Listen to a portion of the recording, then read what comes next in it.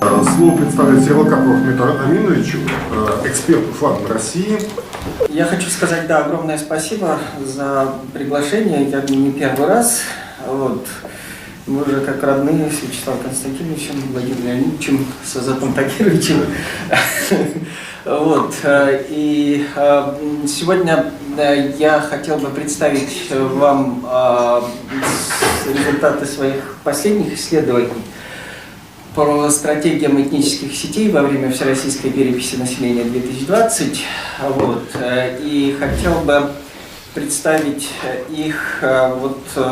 Огромное спасибо, кстати, Ильдару Шамиловичу за то введение, которое он сделал. То есть он описал ситуацию в общем, и я думаю, что вот как раз мое выступление после его выступления будет очень в тему. Вот.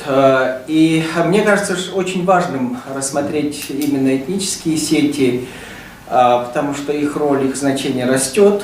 Вот. Ну, во-первых, сети вообще окружают нас везде. Да? Вот мы сами часть самых разнообразных сетей, сетей родственников, знакомых, друзей и так далее. И вот сети, о которых идет речь вот в моем сообщении, это не только и не столько про интернет. И вообще не про социальные сети. То есть это что-то совершенно другое. Вот сети, о которых здесь идет речь, это социальные группы, основанные на взаимодействии отдельных людей, которые не объединены в формальные организации. Но у них есть чувство единства на основе каких-то общих целей и направленных на их достижение действий. То есть вот того самого сетевого активизма. Это, еще раз повторяю, не про социальные сети, не про Facebook, не про ВКонтакте и так далее. Хотя Facebook и ВКонтакте активно используются этими сетями, да, соответственно. Организации не включается. Да? Вот. То есть, условно, пантатаристские, которые отрицают отдельную ногайскую идентичность и считают ее частью татарской, и условно вот анти, да, который считает, наоборот, ногайскую идентичность особой, самобытной и не являющейся частью татарской идентичности. И вот, заходя вперед, это противостояние как раз, на мой взгляд, очень хорошо показывает, что даже вот на этом мезоуровне, да, разнообразные пан-идентичности проигрывают локальным идентичностям, которые сегодня переживают своего рода ренессанс. И как раз вот на этих самых конкретных кейсах я прихожу к тому, что вот сегодня Вячеслав Константинович упомянул этих самых пессимистов, да, относительно пантуранизма там, и так далее. Вот я пессимист, я считаю, что пантуранизм вообще не имеет никаких шансов вот, на тюркском пространстве, по крайней мере российском, потому что вот даже вот этот пример, который я вам, да, приведу, расскажу, он показывает, что панидентичности не актуальны сегодня. Идут и вполне хорошо себя чувствуют локальные идентичности, да, вот такие вот базовые этнические идентичности. И какого-то понимания вот эти панидентичности не вызывают. Да, я хотел бы сказать, что в принципе я люблю работать в интерактиве, то есть если вдруг у вас возникают вопросы, я очень прошу вас задавать их сразу, чтобы сразу же мы их и решили, да, то есть без того, чтобы оставлять это все на потом. Вот. Да, поскольку речь о переписи, вот основные принципы, да, переписи населения в России. Идеология постсоветских переписей формировалась в основном Пешковым и Степановым. Это Институт этнологии и антропологии РАН, как головное научное учреждение. И в этом смысле для меня очень полезно было, конечно же, общение с Валерием Степановым, отчество забыл, простите. Вот. И, в общем-то, было очень для меня полезно также пребывание в самом Институте этнологии и антропологии РАН, как младшего, потом научного, потом старшего научного сотрудника. И я все это видел, как идут переговоры предпереписные, да, как решаются вопросы. В частности, вот перед прошлой переписью была целая даже дипломатия для того, чтобы андоцесские народы вот, все-таки оказались под аварцами. То есть это была целая история с приездом делегации из Дагестана, с переговорами в Институте этнологии и так далее, и так далее. То есть это вот целая история. Вот.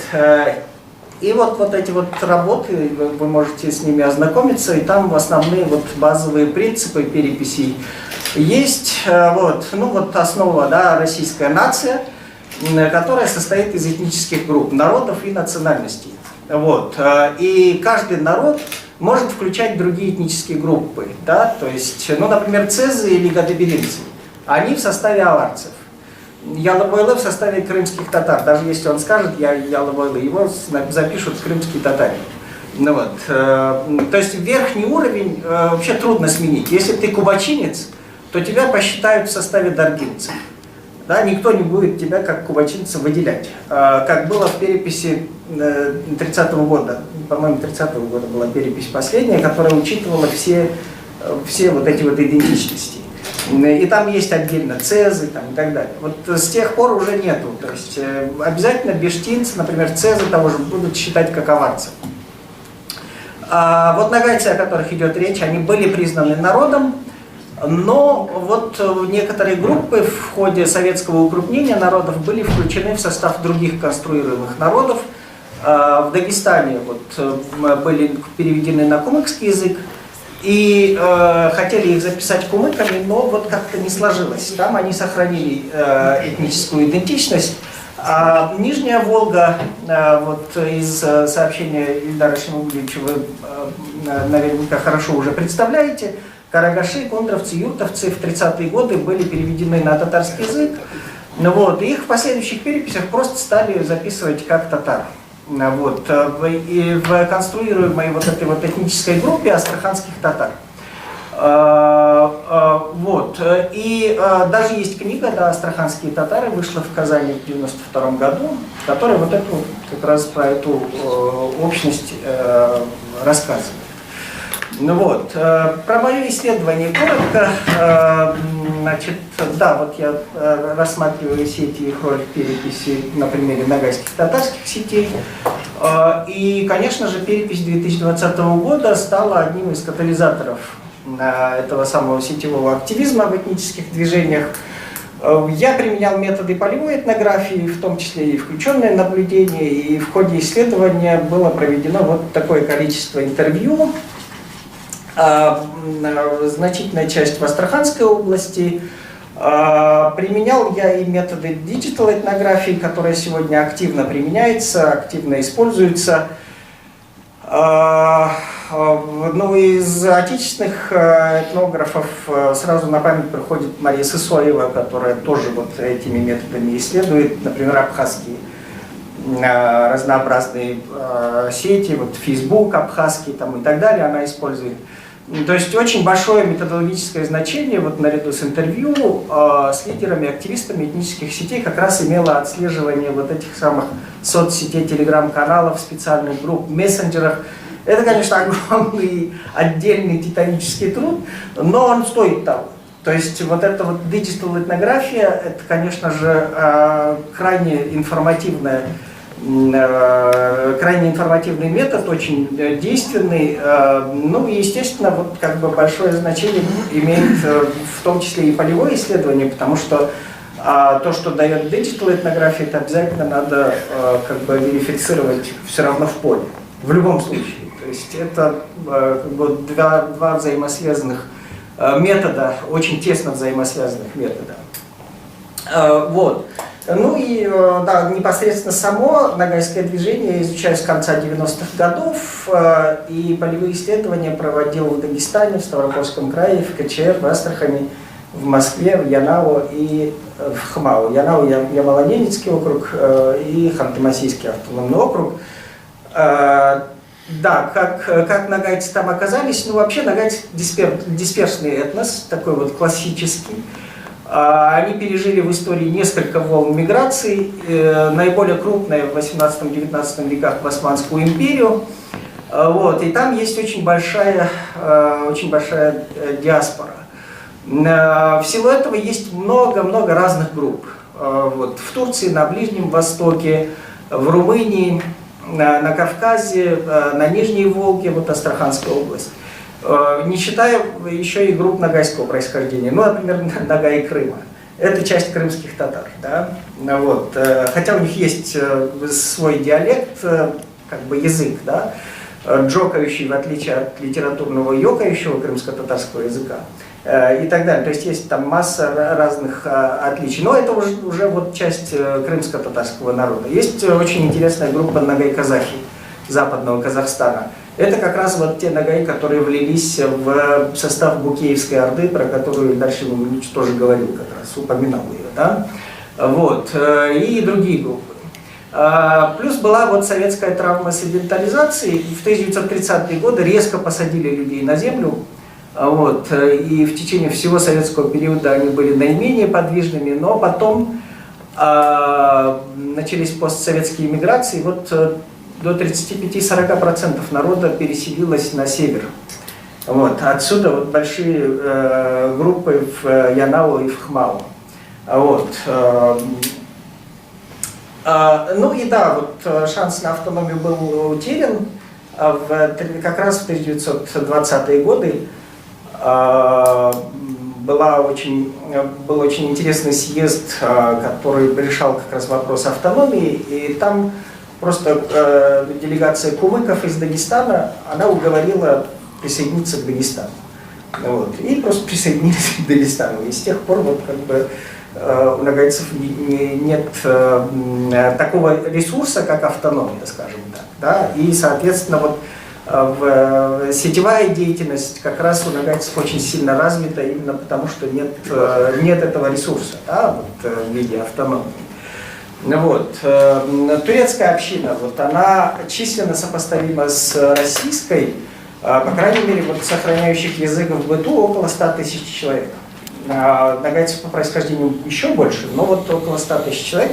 И вот то, что обсуждалось перед этим насчет вот этих вот символов, что интересно, турецкие нагайцы очень исламизированы и просто вот несопоставимо исламизированы, но при этом они употребляют флаг с волчицей.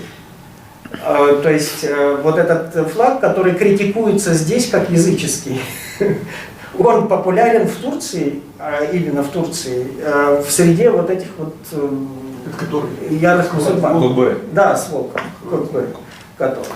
Ну, вот, очень интересно. То есть не всегда вот такие вещи совпадают, да, то есть при религиозности вот турецкой общины ожидаешь, что они наоборот откажутся от этого языческого символа, возьмут неязыческий символ, а на самом деле нет.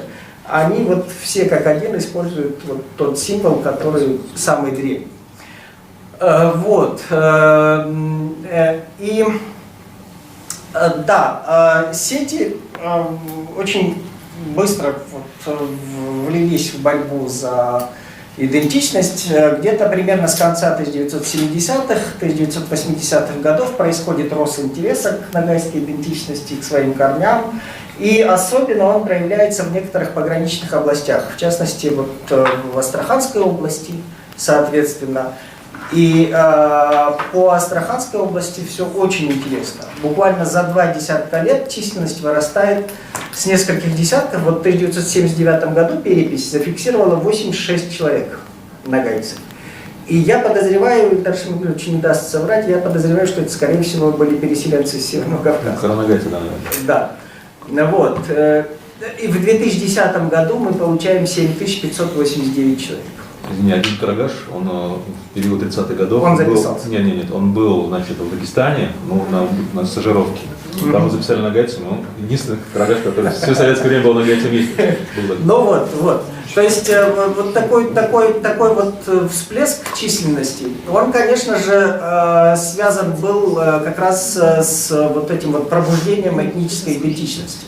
То есть люди вдруг они вспомнили о том, что они, оказывается, нагайцы. Вдруг им дали возможность записываться, что тоже немаловажно, потому что в советские годы им не разрешали писаться. То есть они могли говорить сколько угодно, я нагайец. Им говорили, ну какой ты нагайец, ты татарин. У тебя вот в паспорте написано татарин, все, ты татарин, никто тебе не разрешит писаться. Вот. И вот этот вот рост, он происходит, конечно же, в значительной мере не в результате миграции, а за счет вот этого самого обращения к своим корням, да? Вот. И сегодня активно действуют сети как раз этнических активистов среди вот двух ногайских групп. И как раз вот буквально перед всероссийской переписью 2020 года были запущены два проекта «Карагаш-Нугай» и «Юрт-Нугай», все-таки, наверное, пишется, да, в юртовском варианте. Вот. И вот в этих сетях действуют также и религиозные деятели, которые приводят очень интересные религиозные аргументы сохранения, возрождения этнической идентичности, потому что мы привыкли, опять же, стандартно мыслить, и мы думаем, что религиозные деятели против этнической идентичности, они хотят религиозной идентичности, объединяющей и так далее. А на самом деле нет. Вот юртовского происхождения нагайца Ильдар Хазрат Таиров, он заместитель муфтия Думачер Нафигуллы Аширова, но он религиозно обосновывает, именно с точки зрения ислама, почему необходимо возвращать свою вот эту вот нагайскую идентичность. Он говорит о том, что приводит очень интересные примеры из хадисов, что надо вот помнить свои этнические корни и записываться представителем другого народа, вот в его интерпретации это грешно. То есть это грех фактически, именно с исламской точки зрения он говорит, что это грешно. То есть мы знаем аргументы одни, что наоборот этническое грешно, вот нельзя там акцентировать внимание на своей этнической принадлежности и так далее. Здесь другой взгляд, тоже исламский, тоже с приведением разнообразных хадисов.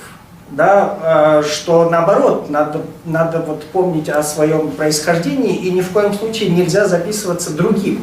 То есть ты принадлежишь к одному народу и записываешься представителем другого народа, это грешно, говорит он. Ну вот.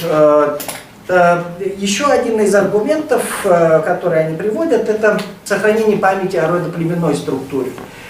И Карагаш, и юртовско-ногайского сообщества, которое вот связывает их с другими этнографическими группами ногайцев.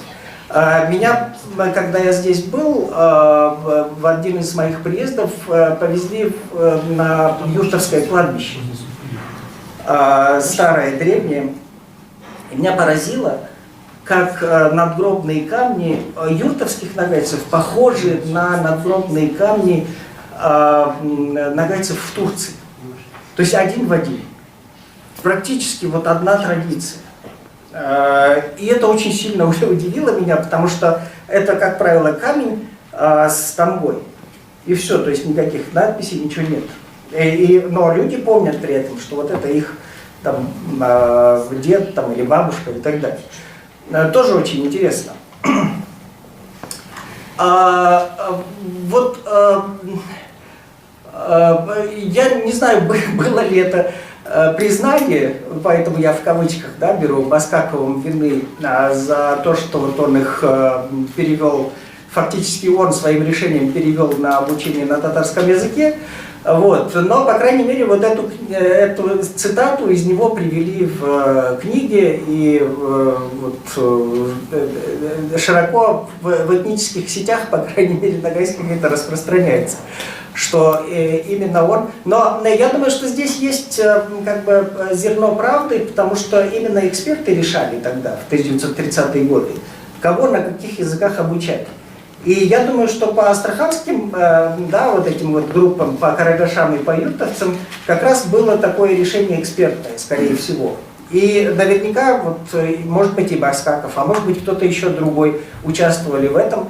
И они написали, ну, очень трудно учебники печатать, давайте мы их переведем на татарский язык обучения, пусть они учатся на татарском. То есть это вполне возможно. Вполне мог эксперт такое экспертное заключение сделать. И после этого перевести вот на татарский язык изучения. Вполне возможно. Вот про эти проекты, да, да, соответственно, вот флаг, это именно, с Ильдаром Юрьевичем я согласен, это именно вот для молодежного движения характерно, да, то, что молодежь использует именно красный флаг, да. То есть единственное, вот тут они, значит, конкретно конкретизируют юртовский, вот это вот юртовский флаг. Соответственно, есть еще флаги с родоплеменными подразделениями. Здесь вот Канглы, здесь вот Алаш. По-моему, в Казани, в татарской Башмаковке я видел вот дом, как раз там вот на крыше прям это тамга, хозяин дома ее прям вырезал там. Вот, это Карагаши Найман. Вот этот Ильдар Хазрат Даиров, он канглы сам, из рода канглы. Вот. И пример того, как исламские религиозные деятели как бы, вот, тоже участвуют в возрождении этнической идентичности, скажем так, да, не выступает против, по крайней мере. Вот. И за последние 2 года, вот перед переписью особенно, было открыто очень много каналов в мессенджерах, в Ютубе, аккаунтов в соцсетях, которые были посвящены астраханским нагайцам. Они были очень популярны и остаются очень популярными, то есть достаточно много молодых, особенно пользователей. Вот, это из Инстаграма.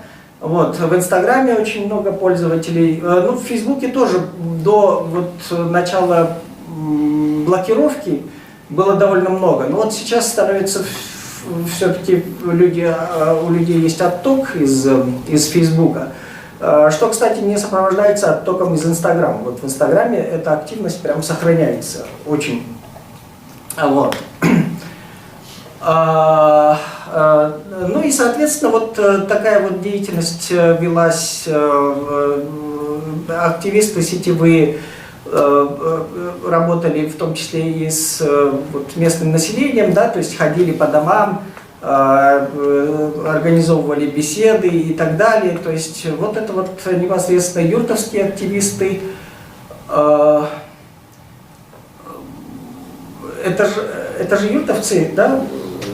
Ильдар? Ну, там есть, да, в основном массе есть карагаши.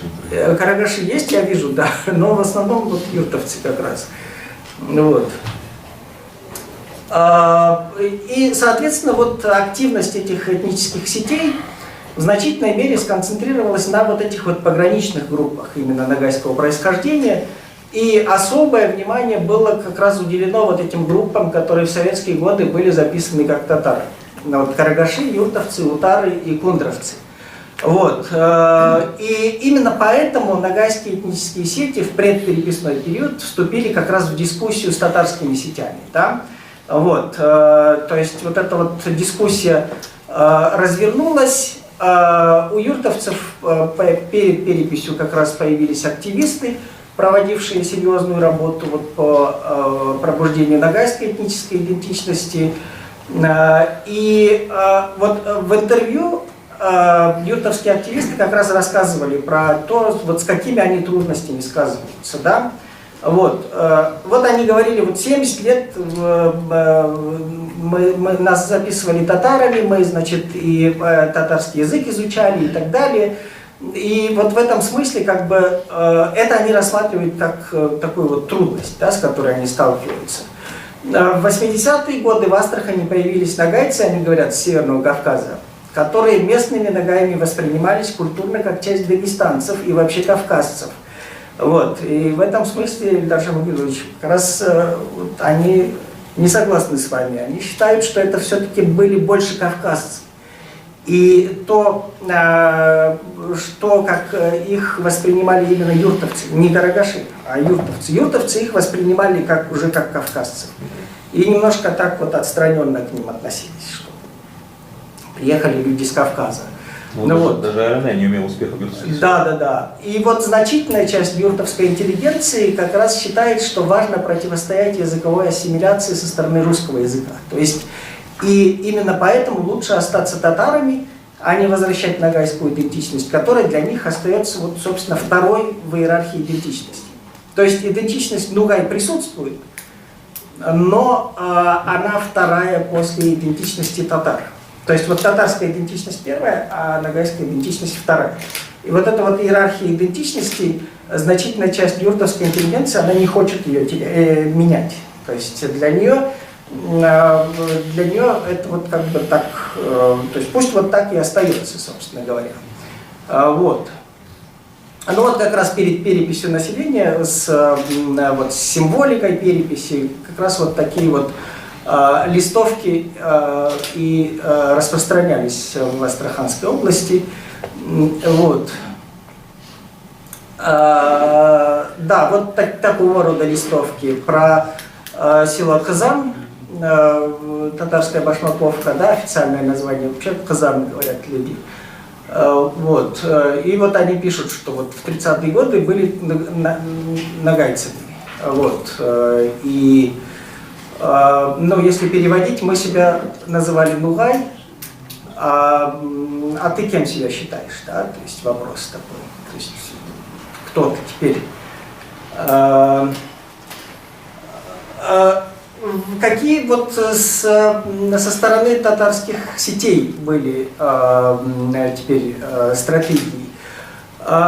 Мне кажется, что вот эта вот стратегия была идеей отсутствия особой нагайской идентичности.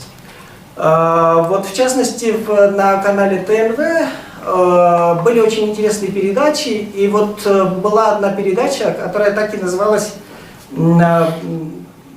по-моему, «Астраханские татары» она называлась. Вот. И значительная часть передачи, она посвящена вот астраханским татарам, но по факту является полемикой с нагайцами и попыткой вообще отрицать нагайскую идентичность. То есть вот какие проблемы вот в этой передаче обсуждались. Ну, в частности, то есть начали с того, что нагаи это не народ, а сословие. Значит, вообще откуда они появились, эти нагаи, кто это такие вообще? Вот. Астрахань это татарский город. Астраханским туркменам тоже говорят, что они туркмены, а не татары. Вот. Средневековые нагаи и нынешние это разные народы.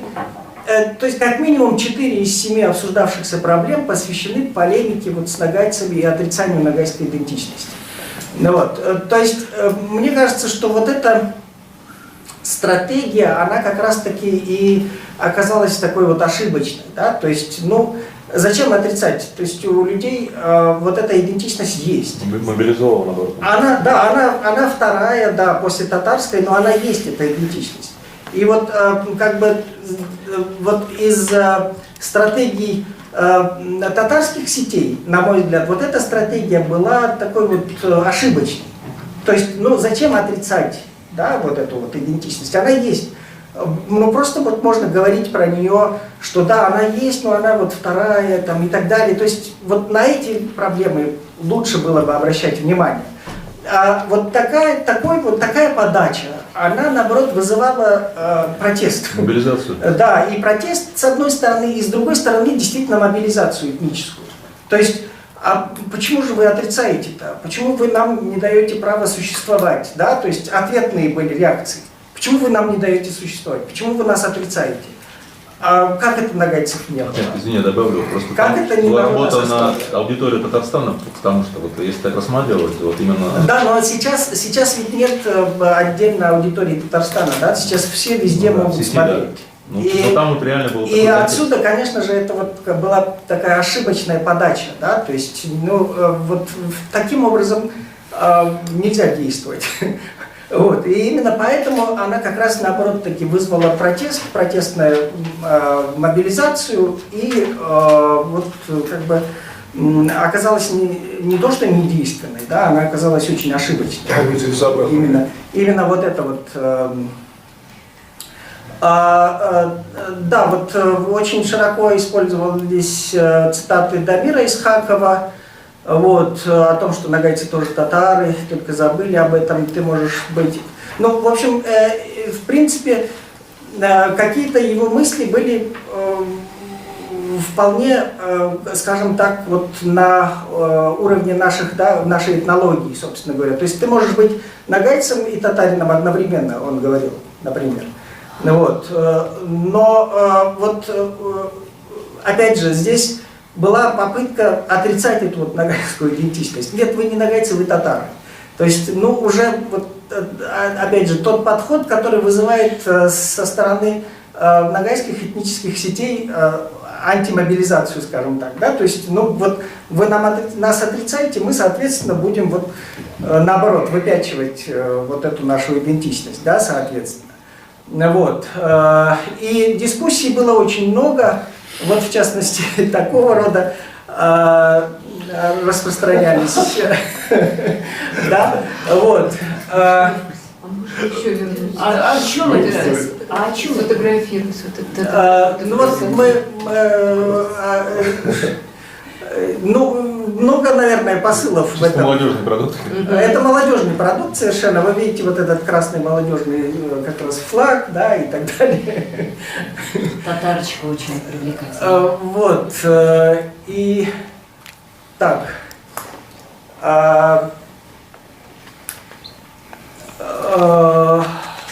То есть здесь очень интересное было в интервью с активистами сравнение двух вот этих вот этнических доминант Астраханского региона, русских и татар. И вот многие активисты мне про это говорили, что русские никогда не пытались нас лишить собственного имени. А с 1930-х годов вот татары методически делали из нас астраханских татар, говорили они, заставляя забыть о том, что они нагайцы. Ну, соответственно, вот эта мысль, которую я как раз и привожу, да, что через отрицание нагайской идентичности добились совершенно другого, добились как раз мобилизации нагайской идентичности. Да? То есть ни в коем случае нельзя отрицать того, что есть. То есть вот эта вот нагайская идентичность, она реально есть. А отрицая ее, соответственно, вызывали, наоборот, еще повышенный интерес к этой идентичности и к тому, что она играла новыми красками как раз. Вот. И еще один момент. Стоял вопрос о том, что делать вообще с фактически отдельными языками, юртовскими и карагашскими. Они как диалекты, но вот Леонид Шайсултанович Арсланов, ученый-лингвист татарстанский, он как раз говорил о них как о самостоятельных языках с нагайской основой. Да? Вот. И этнические сети как раз-таки нашли очень интересное решение. Они сказали, что, активисты сказали, а давайте мы будем рассматривать эти диалекты как, ну, нормальную, тоже в том числе и литературную норму. Ну вот есть у евреев иврит, идиш и ладин. И ничего не мешает, да, этим еврейским языкам существовать со своими нормами и так далее. Так давайте пусть будут карагашская норма и юртовская норма. Пожалуйста, да. И, соответственно, вот как раз перед переписью стали проводить диктанты на этих фактически самостоятельных языках. Вот. И это сразу же снизило градус дискуссий в этих сетях, потому что некоторые говорили, а почему вы не хотите литературный язык нагайский? Ну, потому что мы говорим на другом языке фактически уже. Вот. И тогда, как бы сказали, неважно на каком конкретно языке, на нагайской основе ты говоришь, пожалуйста, пусть будет карагашский язык, пусть будет юртовский язык, и пусть существует и литературный нагайский язык. Пожалуйста, пусть они все будут. Пусть цветут все цветы, да, соответственно. И вот такого рода диктанты, они проводились по юртовскому и по карагашскому, соответственно, ну, фактически языкам, да. Вот, перепись. Что по переписи? Очень интересно. В нагайских сетях перед переписью шла активная пропаганда участия в переписи через госуслуги. И мне кажется, вот это вот один из моментов, который позволил большинству нагайцев переписаться. То есть, если бы не такая пропаганда, то численность нагайцев по итогам переписи была бы гораздо меньше, на мой взгляд.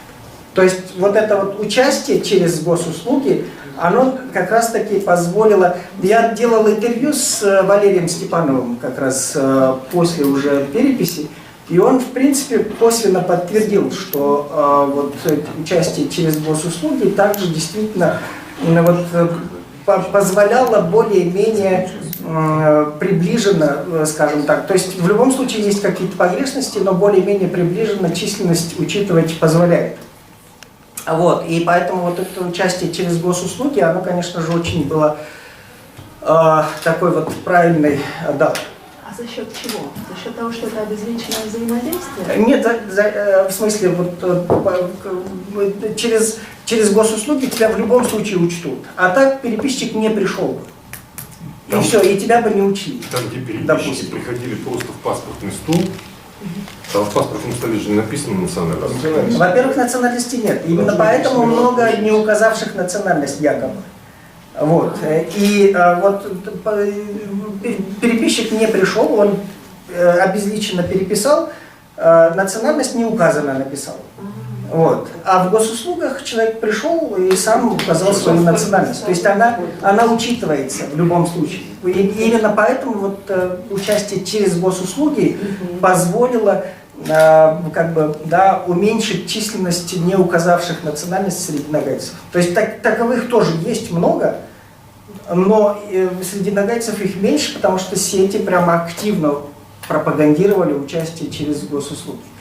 И просили переписывать, допустим, своих старших, которые не очень с госуслугами, через госуслуги, то есть заводить на них в госуслугах, что там заводится аккаунт, и также их переписывать. То есть помогать им, помогать неграмотным, да, вот в смысле интернета, также переписываться.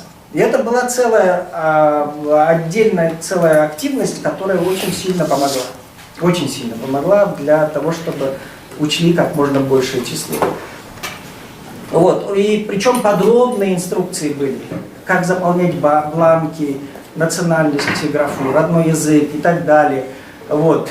Среди вот тюркских народов, многих, между прочим, пропагандировалось указание нескольких идентичностей языков.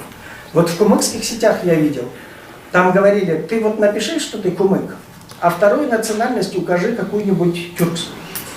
Там, ну, у кумыков с карачаевцами очень тесные связи. Там, карачаевец, вторая идентичность.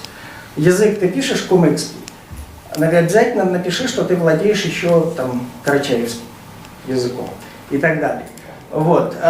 Здесь, в нагайских сетях, пропагандировали исключительно варианты свои, потому что, ну вот, они, один из аргументов, ну, кумыков много, они могут себе это позволить. Нас там очень мало, поэтому давайте вот хотя бы попытаемся вот максимально приближенно указать свое, да, как бы. Ну, вот. И исключение, вот, опять же, в сетях пропагандировали, и исключение делалось для юртовцев, ну, вот, среди которых распространялась инструкция с вариантами ответов именно вот юртовский, что вы юртовский нагайцы, и у вас юртовско-нагайский язык, то есть вот как-то вот так вот. Вот такие вот через Инстаграм, вот прямо они приводили из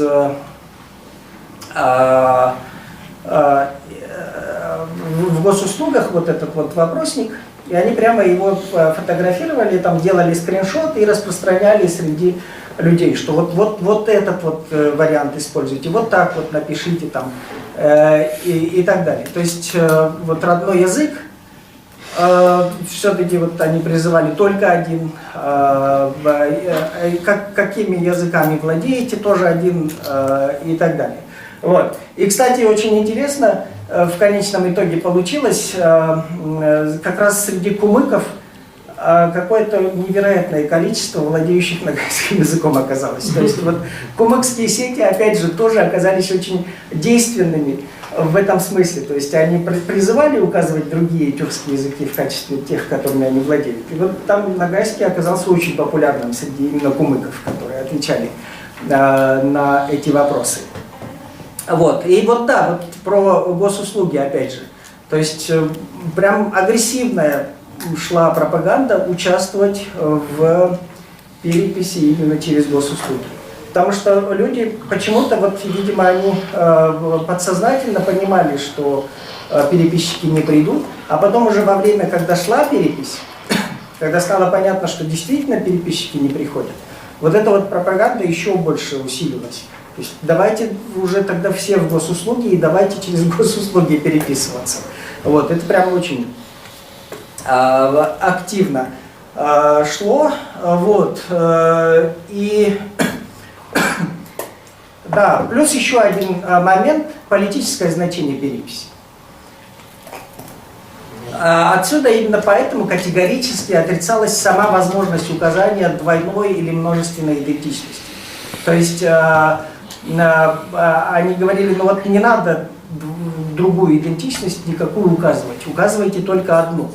То есть с этим, с численностью народа вообще связано с финансированием языка. То есть язык и так практически не изучается, а если численность народа, там, допустим, в Карачаево-Черкесии упадет, то и вообще встанет вопрос о финансировании. Да? Тут давайте там, мы будем... И вот тоже вот такая вот очень интересная была мысль в сетях, да? То есть указывать в качестве места жительства свой аул, свой район. То есть потому что ты живешь фактически в ХМАО, там никаких преференций от того, что у нас там 5 тысяч или 7 тысяч не будет, то есть нет разницы. А в Карачаево-Черкесии есть разница. Там 10 тысяч живет или 15 тысяч живет. То есть и именно поэтому призывали тех, кто живет на севере, переписываться у себя. Но на самом деле это не сработало, то есть вот и в Янау, и в ХМАО численность нагайцев выросла. И, видимо, вот никто не стал переписываться у себя дома, они переписались вот там, где они жили. Вот.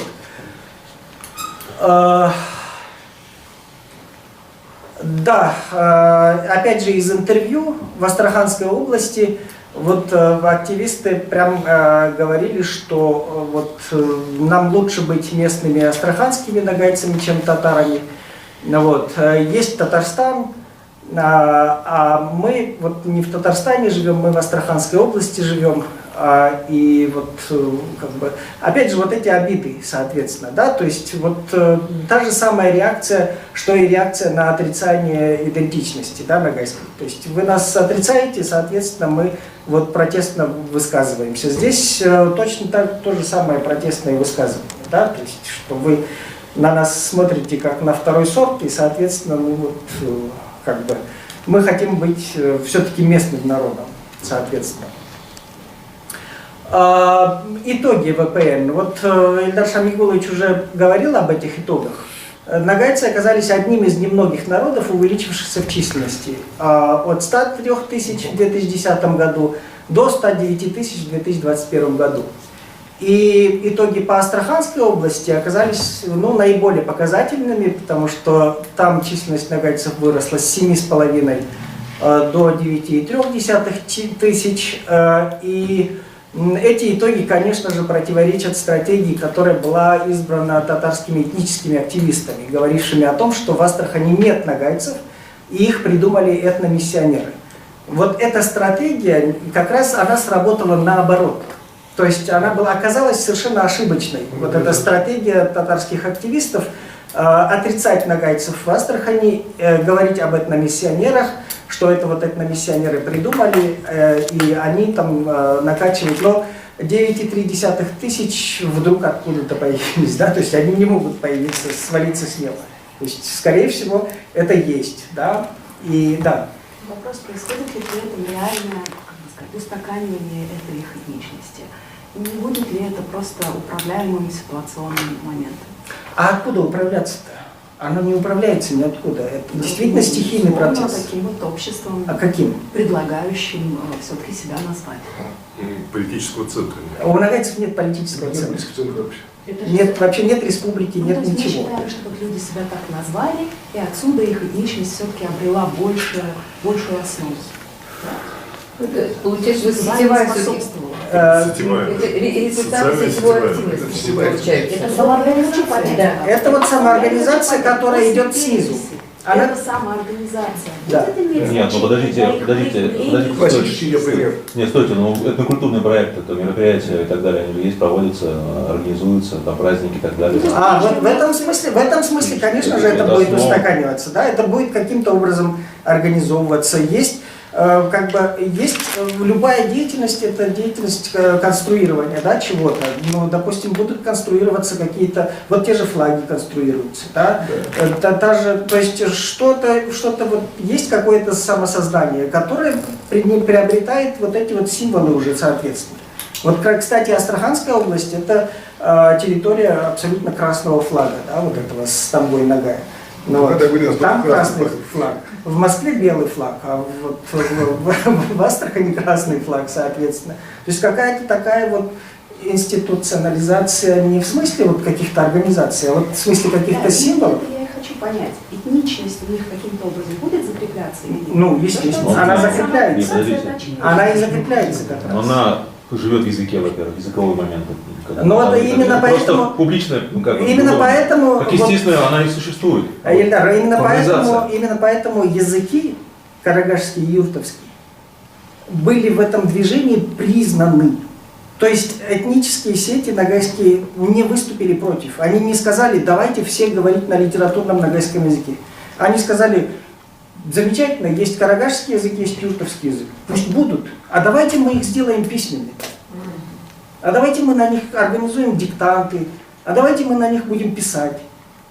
Давайте появятся у нас поэты.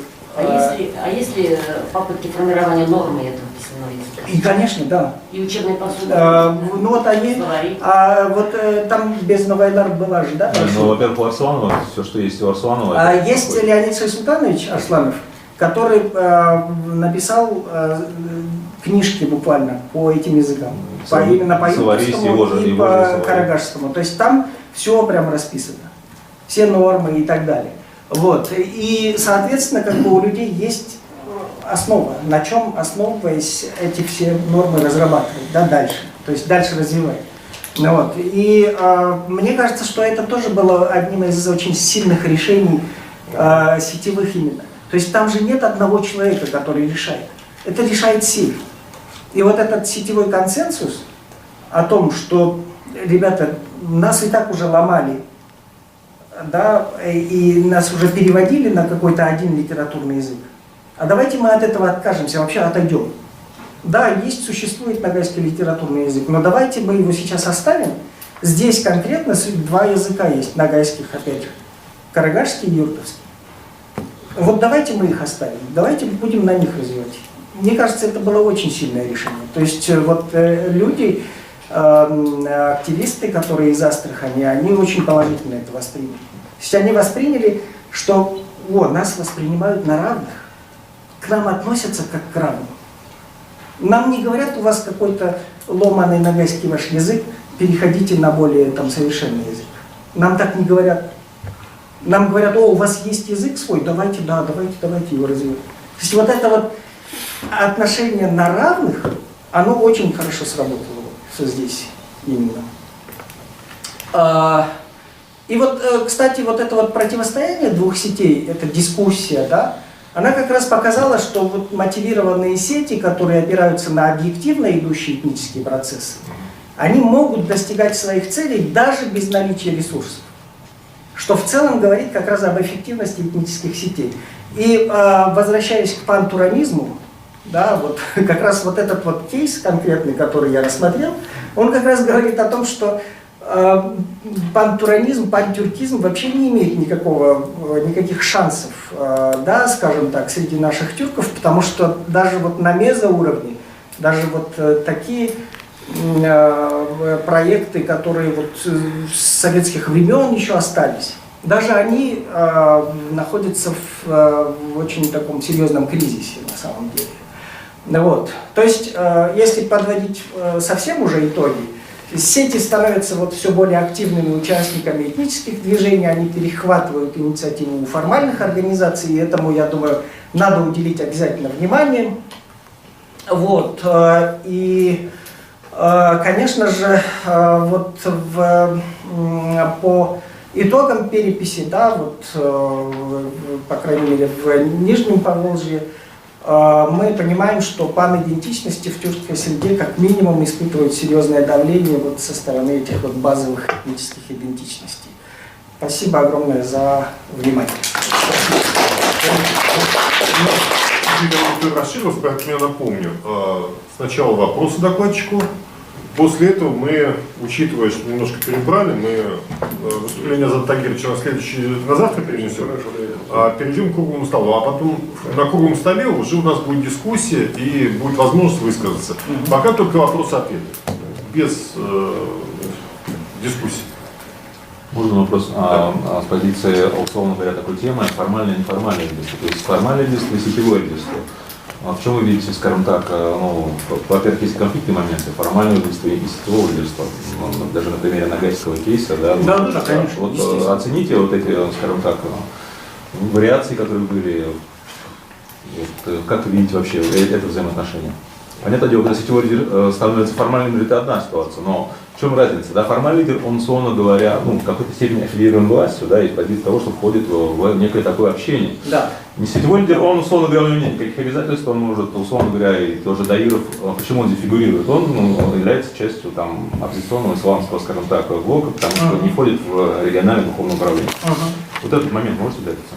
Ну, на самом деле, мне кажется, что, конечно же, вот это вот взаимодействие официальных и неофициальных, да, вот сетей и официальных структур, скажем так, да, оно сегодня очень, в общем-то, устраивает всех, потому что в формальных организациях сидят люди более старшего поколения, которым важен статус, и которые вот надувают щеки, и вот они сидят, и им хорошо. А есть сети, которые реально работают, которые вот, да, ловят тенденции, да, на этих тенденциях работают и достигают успехов. Ну вот, мне кажется, вот сейчас вот такое установилось равновесие. Вы все-таки романтик сетевых лидеров, потому что, извините, формальные лидеры, они тоже определенным образом определяют атмосферу, и они тоже работают, не надо так. Есть, да, конечно. Дискуссия на круглый стол. Есть, конечно же, да. У официальных лидеров есть какой-никакой доступ к ресурсам. Да? Вот. Есть возможность, опять же, есть возможности кооперироваться с этническими сетями. Но посмотрите, последний нагайско-русский словарь, он же был издан именно благодаря вот этой вот кооперации сетей и формальных лидеров. То есть Федеральная национальная культурная автономия скооперировалась с активистами сетевыми и получился результат. То есть действительно не обязательно это сети только исключительно работают. Естественно, есть использование ресурсов, к которым имеют доступ формальные организации. Сети чем хороши? Они не ограничивают себя. То есть если есть возможность с формальной организацией посотрудничать и добиться цели, пожалуйста. Мы сотрудничаем с кем угодно. Да, он надувает щеки, особо ничего не делает, но мы его там заставляем, мы ему говорим, вот напиши грант, да, на издание словаря, вот мы и так далее. То есть мне кажется, что сейчас это все вот более-менее в таком равновесном состоянии находится, и те, и другие извлекают из всего этого свою выгоду, мне кажется, совершенно спокойно. Коллеги, еще вопрос? После вас, после вас поднимаю. Я быстро. Два коротких связанных вопроса. Первый, вот взаимодействие институтов классических и неформальных сетей. Вот у нас есть старый район Ногайский в Дагестане и молодой район в Карачаево-Черкесии. Они вот как-то работают, они как-то помогают нагайцам? И второй вопрос. Вот, еще до вот этой выходки в Европейском Союзе вот присутствовал руководитель культурного центра и такие говорят, что вот в Астрахани они неплохо бы тоже создать какой-то муниципалитет на этнической основе. Вот, как вы думаете, целесообразно это или нет? Насчет районов, да, спасибо огромное за вопросы. Районы, конечно же, участвуют и помогают очень серьезно, потому что вот это ресурс. То есть нет республики, но хотя бы есть районы. Да? И районы – это серьезный ресурс на самом деле, потому что именно в районах фактически, именно в районах существуют, допустим, такие вот республиканские институты, как газета, театр. Это все фактически в районах, это не в городах. Это вот в этих районах двух существует. Ну вот, и, соответственно, вот в районах как раз-таки есть возможность мобилизовывать как-то людей и хоть какие-то ресурсы на какие-то мероприятия выделять. То есть это в этом смысле районы, конечно же, очень сильно помогают. Очень сильно помогают. Ну вот, относительно муниципалитета, ну, он существовал до как раз 1930-х годов. Наримановский татарско-ногайский район как раз был там. Вот. Но вот в 30-е годы его ликвидировали, и я не думаю, что есть сейчас какая-то возможность что-то подобное создать. Навряд ли. То есть, скорее всего, ничего Условия такого... личности такие. Да, скорее всего, ничего такого не будет, особенно сейчас, особенно вот вы видите, итоги переписи показывал Эльдар Шамилович. Да, они не способствуют чему-то такому. То есть колесо, фарш нельзя повернуть обратно. Колесо не повернешь обратно. И я думаю, что такой вот Ногайско-Татарский район, ну, навряд ли возможен сейчас. Пожалуйста, вопросы. Да. Благодарю, что пригласили. Очень жаль, что с опозданием попала. Ахмед Аминович, мой просто вам респект. Ваше удовольствие получила. У меня очень коротенькие 3 вопроса, да, чтобы не распространяться про бюрократическое сейчас. Вот здесь прозвучало, да, вот такое разделение на, или даже противопоставление институтов и неформальных сетей. Вот. На мой взгляд, важным элементом здесь еще является такой вот элемент, так скажем, да, способствующий такой качественной коммуникации этих элементов. Вот в вашем лице я как раз тоже вижу вот участника, потому что я сначала задумалась, я хотела спросить, а вы к кому относитесь? К институтам или сетям? И вот для себя такой ответ нашла, вот как вы на это ответите? И если позволите, сразу другие вопросы уже мелкие задам. Татарская Башмаковка, вот населенный пункт был, да? Вот этот топоним, с какого времени, может быть, это не вам вопрос, и что там означает это вот татарский, да? И про литературный ногайский язык. Вы уж извините за мою это, ну, реально дилетант, он к татарскому языку, вот, который мы имеем в виду, Павловский, он не имеет никакого отношения, как я понимаю, да? И тем не менее, диалекты ему тоже противопоставляются. То есть тут еще мы видим еще больше фрагментация языковая. И на ваш взгляд, как вообще, что можно об этом сказать? Пока даже вопрос четко не сформулировал, но мне кажется, вот мысли мои все-таки понятны. Спасибо огромное. Я очень благодарю, что вы пришли. Очень рад вас видеть, во-первых. Очень рад видеть. Вот, 2 любимых моих человека в Казани присутствуют здесь как раз. Вот. Насчет коммуникации между институтами и неформальными сетями, вот, она не всегда есть, не во всех сетях. Вот, и часто она бывает очень конфликтной. Вот я слежу еще за черкесскими сетями и за черкесскими организациями. Там прям буквально конфликт между ними. Просто вот между сетями и формальными вот этими организациями жестчайший конфликт, очень жесткий конфликт. Вот. В примере ногайском, мне кажется, что здесь как раз-таки есть некоторый такой баланс, и люди как раз-таки не допускают этого самого конфликта. То есть есть понимание того, что да, мы там разные, по-разному ко всему подходим, но мы делаем одно дело общее. И в принципе, давайте вот мы будем... Насчет моей собственной роли, ну, я скорее где-то я это все изучаю все-таки. Я больше как исследователь подхожу к этому и всегда стараюсь как-то вот дистанцироваться несколько, не всегда получается.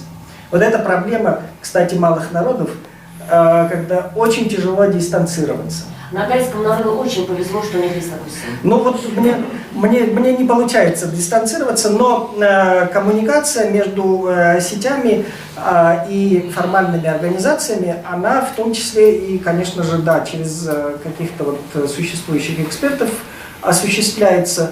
Вот, что, мне кажется, тоже, в принципе, вот как бы ни хорошо, ни плохо. Вот оно есть, на самом деле, существует.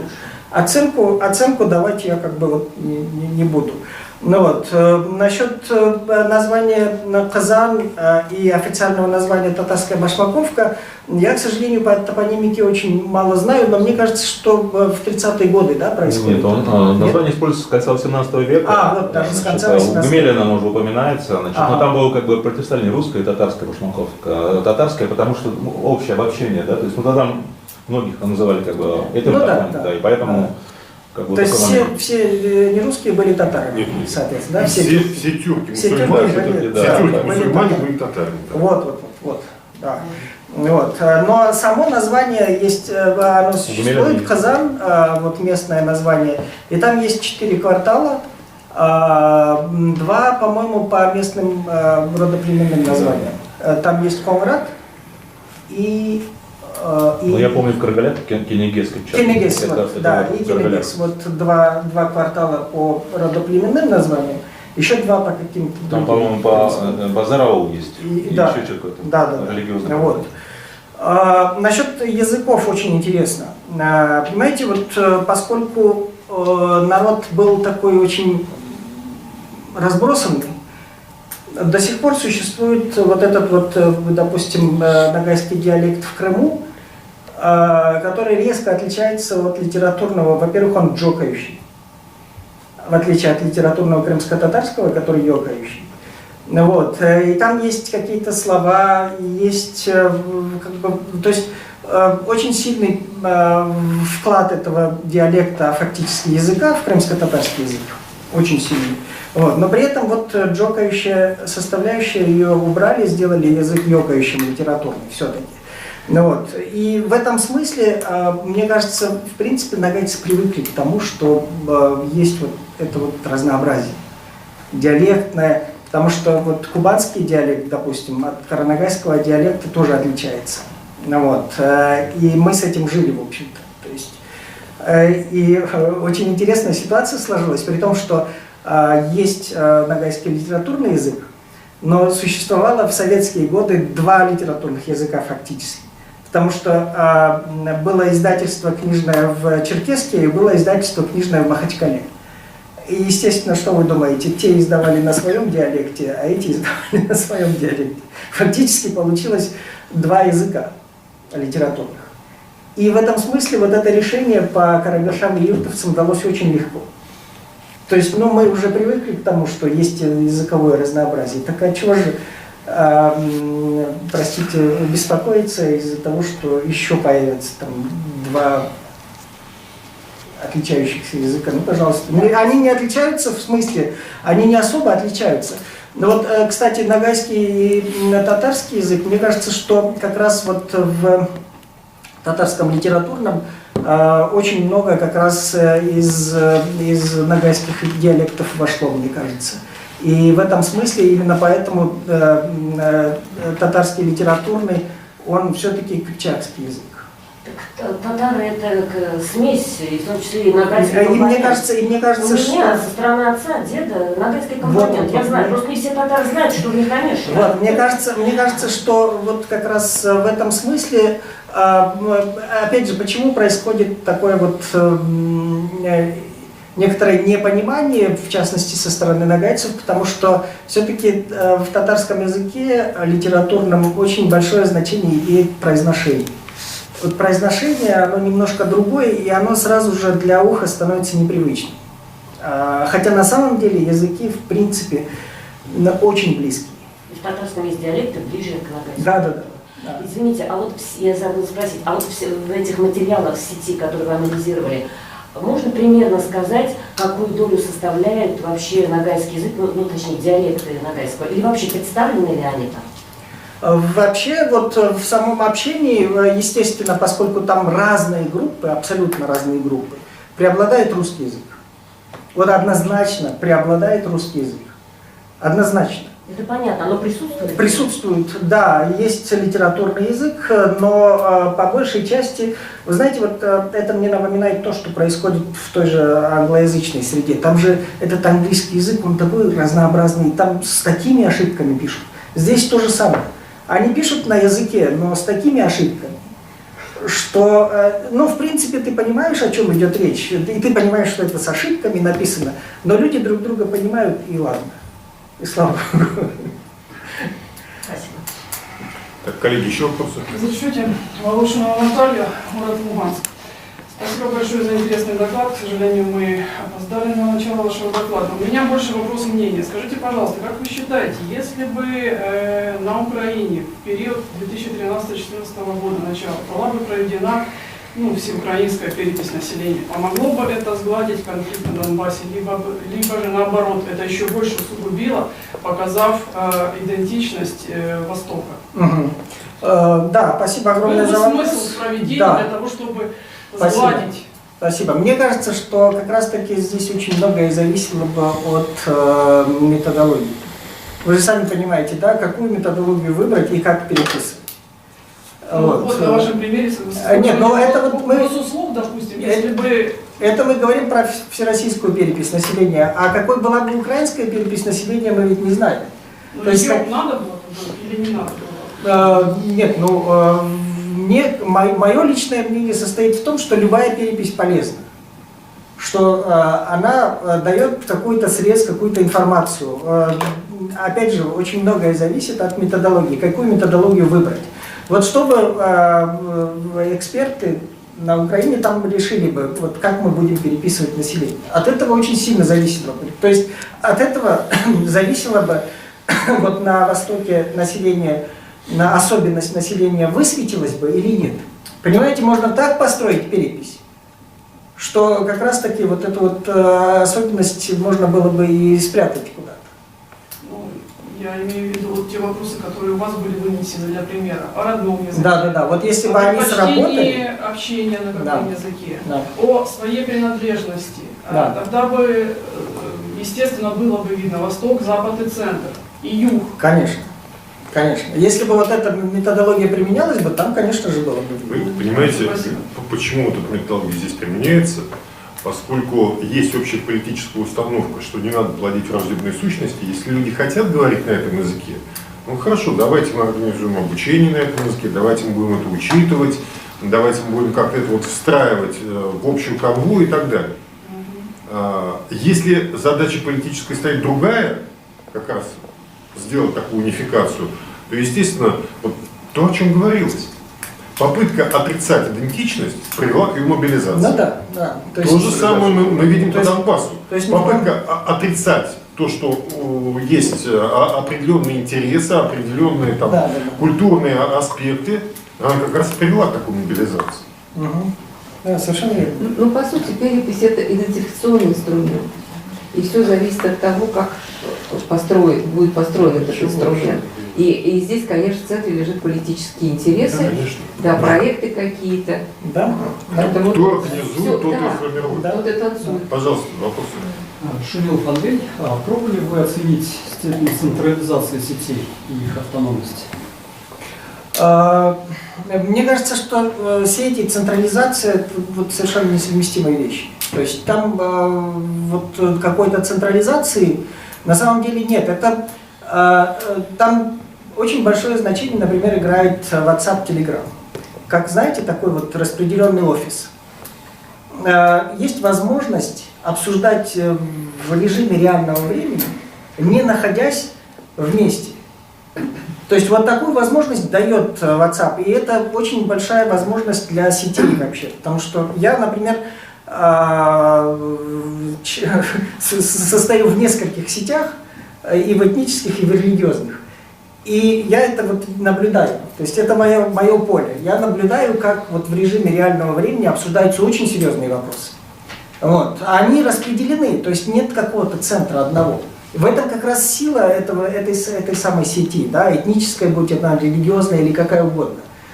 В этом ее сила, что нет центра какого-то, но при этом мы можем организовать быстро обсуждение очень важных вопросов в режиме реального времени.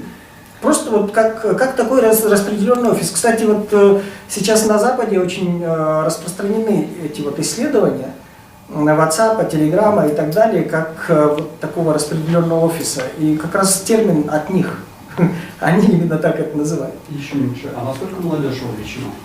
Очень. Это в основном молодежная вещь. Преимущественно молодежь. Преимущественно молодежная вещь. Да. Спасибо огромное. Спасибо.